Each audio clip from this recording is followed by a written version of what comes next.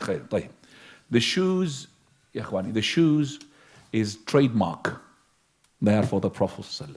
Everybody knows the Prophet of Allah. طيب. What do you understand from this? So, okay. He wants the Prophet of Allah, other companions, to understand or to know or to have more assurance that whatever Abu Hurairah is saying is correct. Because he's got what? The trademark. He's got a proof. طيب. What else do you understand from this? If you want, let's say that your shoes are known. You're a big guy. Massive shoes, boat shoes. And everybody in the masjid knows just your shoes. Right? And you want to convey a message to somebody. Would you say to somebody, brother, convey that message to that person? Maybe you're not going to believe you. Take my boat shoes to show him as a sign. Would you do that? He would say, take your shoes, your stinky shoes away from me. True or not? He will give me your shoes. Give me something else. Give me your shoes. Give me your signature. Whatever is it, shoes is a shame. But Prophet of Allah gave him the shoe. What does that tell you? A tabarruk. Do you understand what tabarruk means? That the Prophet ﷺ is acknowledging that or approving that companions can take barakah from his items. The shoes. The shoes an item.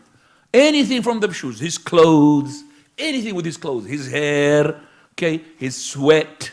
Okay. Except for the things we don't have approved and they are meant to be not correct to eat. Like for example, the blood. We had the blood from Jabir and Zubayr, both had drank the blood. Hadith is authenticity wise is in question. But if it is authentic, no problem. This is a khasiyah, specialty for the Prophet of Allah. That he drank the blood and he became so strong. As Zubayr radiallahu anhu. He said, when he drank the blood of the Prophet ﷺ, he said to him, you will never be defeated at all. He became powerful. But as I said, authenticity of the hadith is in question. As for the urine, the Prophet of Allah, he had a pot, and when he was ill, he made urine and he put it underneath the bed. Ayman, she came, which is the one that she nurses the Prophet ﷺ. She's much older than him, and she went to that urine and she drank it. Again, that hadith is not it is not hadith sahih. The other one is a question, but this one definitely is not sahih. So the urine of the Prophet ﷺ is to be najis, is to be impure. That's why the Prophet of Allah, he did not let anybody to take his urine. Not only that, if he wants to defecate, he will go where? Far away.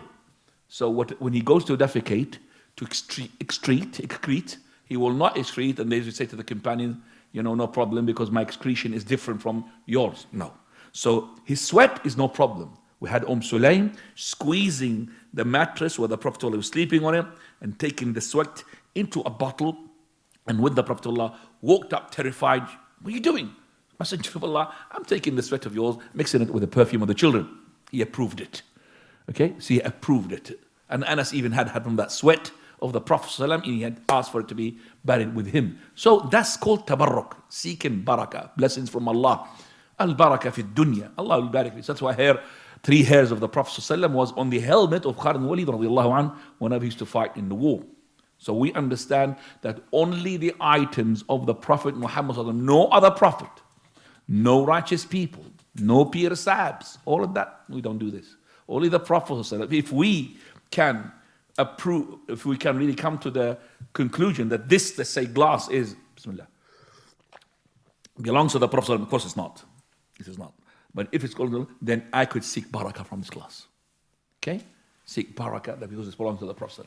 So here the na'layn of the Prophet of Allah was the 2 sandals, was a trademark, and also for the barakah. And now Abu Hurairah, when he says something, is going to be approved, who's going to be believed. Why does he need the Prophet of Allah to send the sandals when the Prophet of Allah, whenever he says something, and when Abu Hurairah narrates it, companions would believe it normally.